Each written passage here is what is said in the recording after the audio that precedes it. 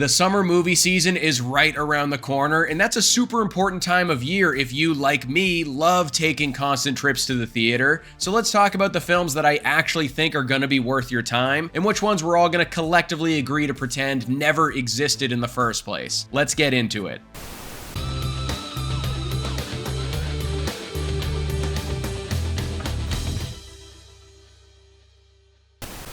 What's up, guys? I'm Sully, and today we're talking about the movies that are coming up in the summer movie season. I've picked about 25 of them that I want to talk about, kind of based on my own personal hype and what I'm seeing people excited about online. So we're going to do this one in tier list format. I'm excited to do it. I haven't done a tier list in a little while now, so without further ado, let's get into this first movie. And what a way to start off this list, because the first movie we're talking about here is Alien Romulus. If you know me at all, the Alien franchise might be my favorite horror franchise ever made, because it's definitely just one of my favorite movie franchises in general. I pretty much like to absolutely love every single entry in this franchise, except for a couple that are sprinkled in the middle there, obviously. Alien 3 and Resurrection, you can pretty much use their Blu-rays as a drink coaster more than anything else.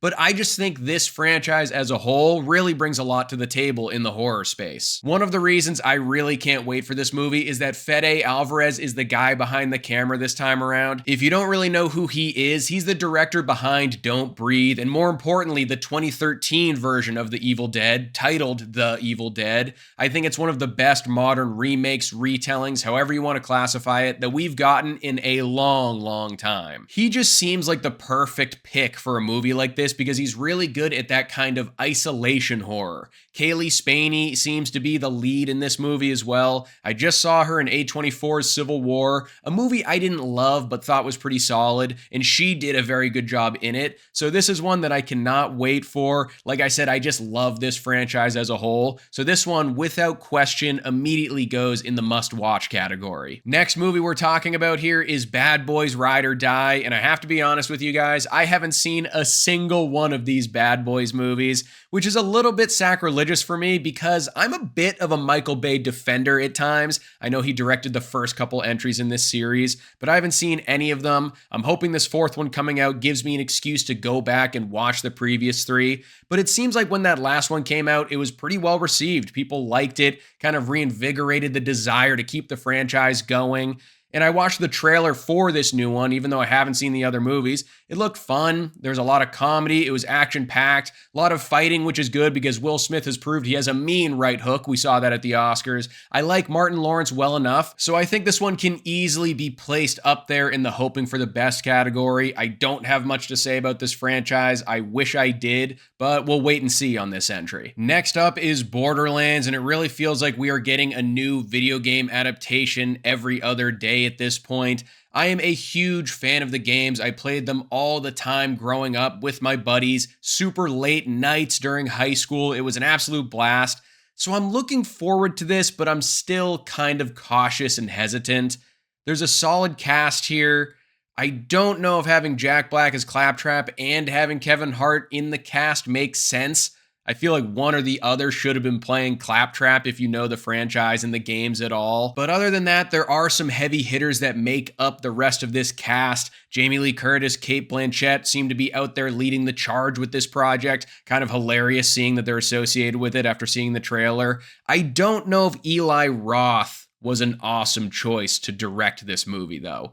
I like some of his horror movies. I mean, Thanksgiving last year really kind of proved me wrong after he'd done a couple of duds in my mind. So as you can clearly tell, I'm a little bit conflicted here. I thought the trailer was just all right. The vibes were decent. The CGI looked okay at best. But more than anything, it kind of just seemed like it was trying to rip off the Guardians of the Galaxy or rip off something like the new Fallout series that we just got, which was exceptional, by the way. So I'm not totally convinced that this is going to be able to stand on its own 2 feet. Because of all of those things I just mentioned, I'm going to be putting this one at the top of hoping for the best. Like I said, I'm a huge fan of this franchise. I just don't know if this movie's going to have the juice. Next up is Cuckoo, the latest psychological horror movie. I'm a big fan of the the horror genre. Hunter Schafer seems to be a pretty decent actress. I didn't love what she did in that last Hunger Games movie, but I think she's pretty solid in Euphoria, so I'm curious to see how she's going to lead this horror movie by herself. Dan Stevens is in the wings. I absolutely love Dan Stevens ever since The Guest back in like 2013. He is awesome to have in your horror movie ensemble. And Jessica Henwick is in this too. I haven't seen her in a lot recently, but she's pretty good. I mean, I love the movie Love and Monsters, very underrated flick if you haven't checked it out. I haven't watched a trailer for this one. I've been staying away. I already heard some people that have seen the movie said that the trailer gave too much away, so I'm steering clear of it. But this one, being a horror fan, I'm throwing this immediately in the Bring It On category. Next up is Deadpool and Wolverine, which literally just set the internet ablaze with its latest trailer. Everybody's talking about it, myself included. And I feel like if you're someone that's a little bit sour on the MCU lately, which I definitely have been, this movie seems like the real deal. We get to watch these two actors playing the characters they were born to play, finally interacting and also entering the MCU. I mean, come on, where do I sign up? Now, do I think this is gonna save Marvel and really get them on the right track? Not really. This will probably just be a fleeting, awesome moment in time. I'm not gonna lie, I'm starting to get super annoyed with all of the multiverse stuff. It seems more and more that whenever they put content out, if the fans don't absolutely love it, they're just gonna quickly resort to saying, hey, we can go back to an alternate universe, pick those characters out of there, put them in this timeline, make things how they were beforehand, no harm done. And it just feels like there's no consequences or stakes anymore.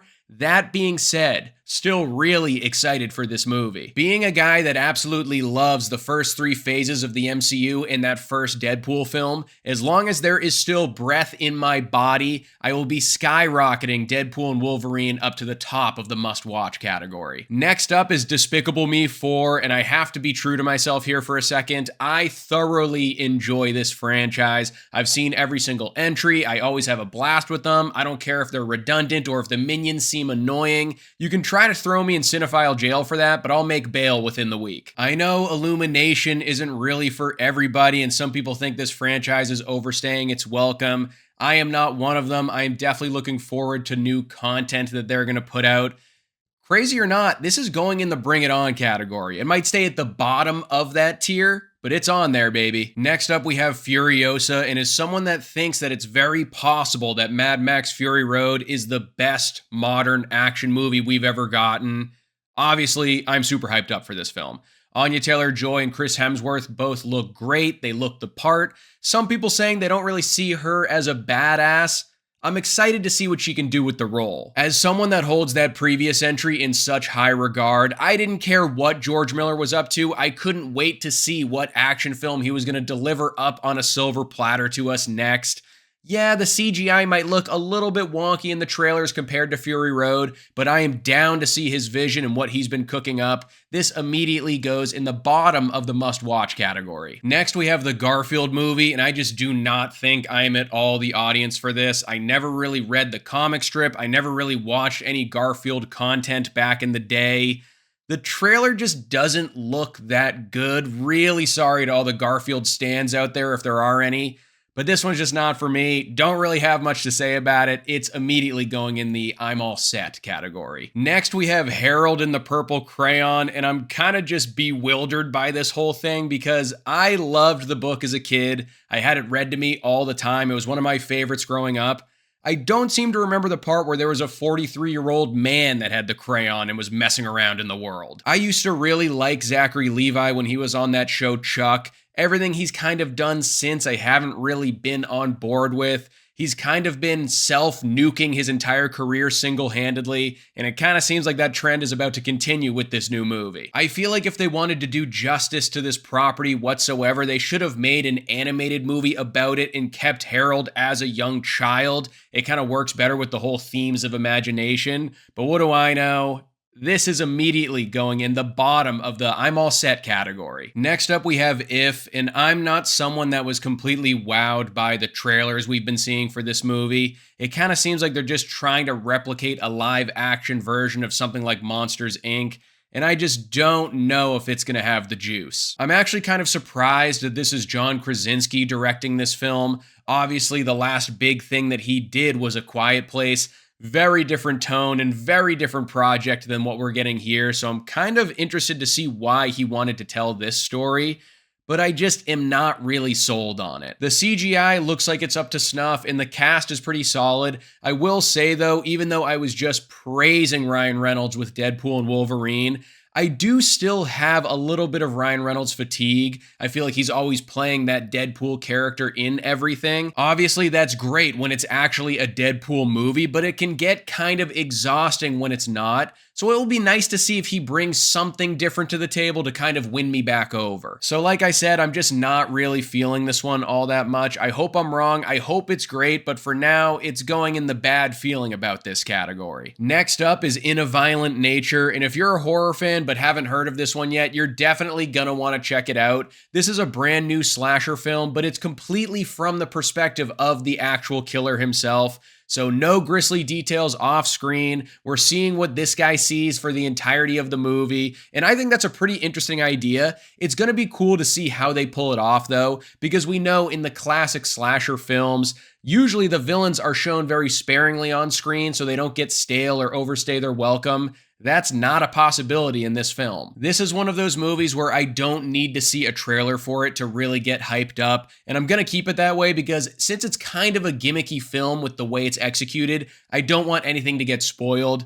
This is immediately going in the Bring It On category. I can't wait to see this. Next up is Inside Out 2, and this is a little bit of a tough one for me. I absolutely loved that first film. It was so creative, it was funny, it was emotional. I'm still actively recovering from the loss of Bing Bong over here, but I just don't know if this sequel needed to be made. Like, I'm actively still trying to figure out, is this just gonna be a cash grab, or is the story they're trying to tell with these new emotions gonna seem like a natural and real continuation of the story they told the first time around? Judging by the trailer alone, at the very least, the visuals are up to snuff when you compare them to that of the first film, but I just don't know if this movie is gonna be as good as I need it to be to justify there being a sequel to that first film. So because of that, I have to put it at the top of the hoping for the best category, really hoping it delivers on everything it sets out to do, but I just do not know at this point. Next up is Kraven, and it should come as a surprise to absolutely nobody that I'm just not the biggest fan of these extended universe Spider-Man films.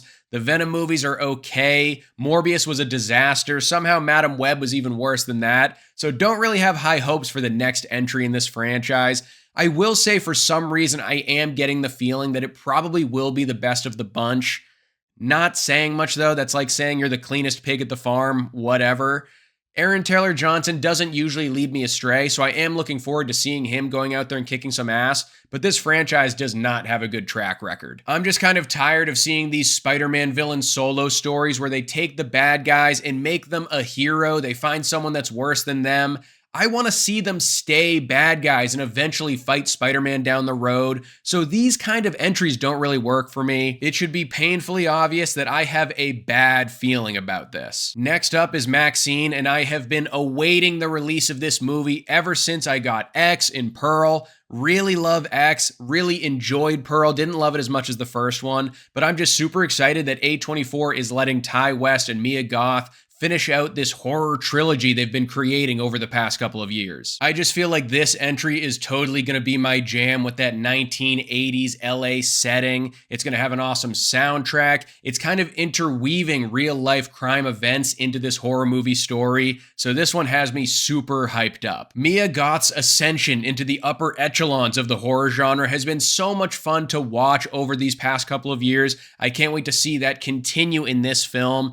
I cannot wait to watch this movie. That's probably going third on my must-watch category. Next up, we have Fly Me to the Moon, a movie that I really don't know that much about. I know Channing Tatum and Scarlett Johansson are in it. That's an interesting combo. I don't think I'd ever pair them together. And that it's kind of a space race adjacent movie and about faking the moon landing and all of that.